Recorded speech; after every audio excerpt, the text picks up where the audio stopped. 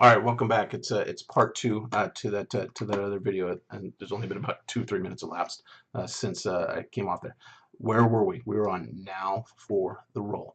So is the trade working? Yes. We're gonna roll the front month short is what we're gonna do. All right. Let me roll. That's funny. Let me scroll this up to roll the transaction. I'm going to buy to close the short 185 calls that I bought at 10.10. Now remember, I sold them at $4.17, and a lot of people get hung up on the fact that they think they're going to lose money here. But the truth is you're not, because you sold for 4.17, you bought back for 10.10, or going to. I haven't executed this transaction yet. And then I'm going to resell a little bit higher at the 195 strike call for 10.45.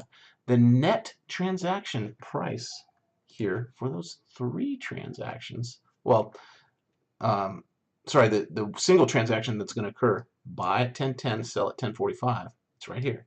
Buy puts a minus sign because it minuses out of my cash pile.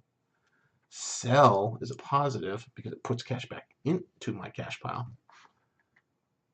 The result is a 35-cent, right there, 35 cents. Remember, $35 times 5, $175 net credit to cash. That's in addition to the original 417 times 5, which is about 2,100. Add another 175 to that. That's my market hedge right there. This transaction is working, guys, and it's making a tremendous amount of money. Let me get that off there, and let's continue. These notes are important. Okay, the existing P&L remains, and the new November P&L now increases dramatically. And I'm going to jump over and show you that here on the risk mitigation graph, or the risk analysis graph. And it simultaneously maintains a highly risk mitigated position and dramatically increases the potential P&L coming into November. All right, the whole thing is due to this delta appreciation from the long side that I bought. And here's the magic juice, the sauce, the purple Superman of the market, my superpowers, right? Understanding that Black-Scholes formula that I showed you back in the beginning. Remember the thing with the square roots, the time decays and all that? Well, if you position the short call with at least 3 times the theta decay of the long call, it is pure magic, all right? That one was positioned with about 5 times the rate of theta decay. It means that I can buy that thing back for less than it was worth when I sold it, all right? It's accelerated theta decay is what it is on the short side, and this type of call, the leap call diagonal, works in favor of the options short call holder for the at the money or the near the money. That's what NTM or ATM options. And because I'm on also the holder of the far side, the leap that has gone up in value. That is amazingly complicated, all right? And it took me schooling, it took me going to the Chicago floor to learn it. I had an awesome mentor in this program, over the shoulder with me, answered about a bazillion questions, even helped me work through my own psychology on understanding or misunderstanding how this trade is supposed to work. Now, after several years of doing it, I got it, man. It's in my soul. I love trading this way. I can leave this trade alone and let it work for me, because theta decay works in the background. It's kind of like income while you sleep. Theta decay occurs every single day. All right, let's jump over. Let me turn off the pen.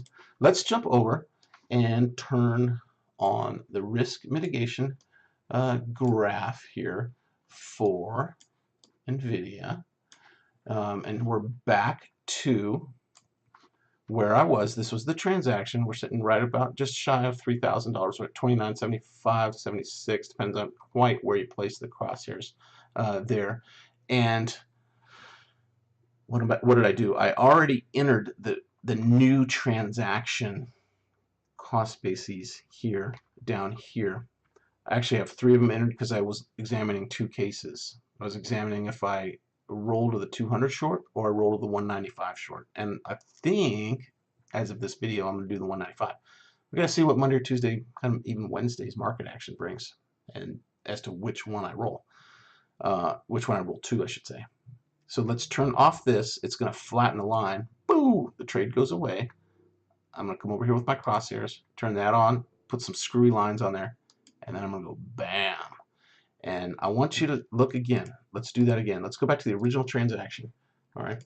Boom. This risk thing says my net P&L is right here, plus 3,000, with a max cap at just a tick north of $4,000. As this goes down, as it goes up in price, my P&L sort of gets capped a little bit, but it's not too bad because I have this counter solution to that problem. By the way, down here is the break even on the low side of that transaction. Now, watch again. Watch this. When I deselect that trade and I go back here and click this one and this one, that's the new trade. That's the management measure that I'm about to do on this come about Tuesday-ish or Wednesday-ish. I don't know. I'm not in a big hurry to do it. It's only it takes about 30 seconds to execute the transaction. So what we will do, but look at the we'll roll it to the 195 hypothetically. The short 195 is in November. Now look, my retained P&L is still right here. That's as of today. It's still at 3,000. It's the intersection of the current trade price line and the theta decay arc. Remember the theta decay arc is because of the logarithms and because of the square roots and squares and all that stuff that affects that. All right. But look at this. Oh my gosh. That is like Wagyu beef. It's like that Japanese stuff that costs $300 a steak. Look at how my P&L goes up from 3,000 in 1 month. There's a potential cap north of 7,500. It's north of 7,000. It's up here at about 75, 7,600. Oh my word. And look at the broad range of risk tolerance I can tolerate on the movement of the underlier. It is massive. This trade is bam. This is how this is done. Absolutely textbook score. All right. And you know what? This maximum amount here from let's say it's 3,000 up to 7,500. Let me show you some math. Right.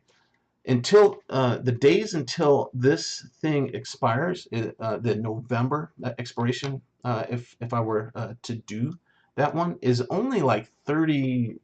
Let's guess off the top of my head, 35 days.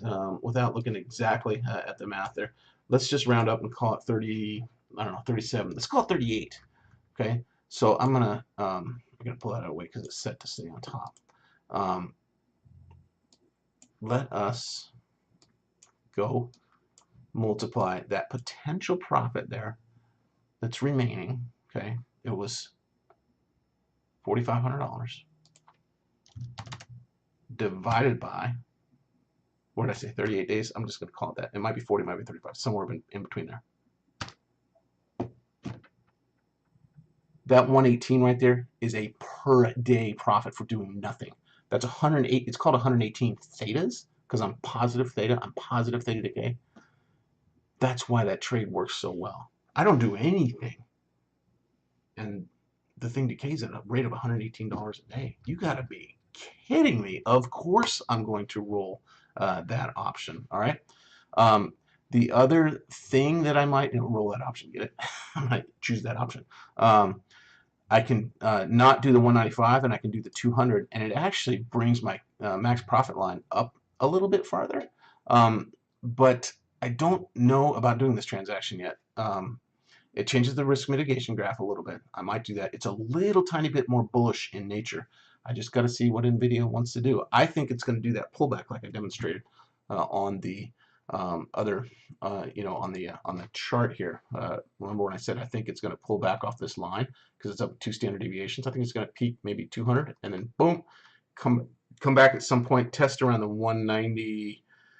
Between 190 and 195, that range right there, and then boom, we're going to get some continued bullishness. That's why I'm looking at the 195s. All right, thank you guys very much, and that was very fun. Thank you. for listening to this. Let's end on this right here.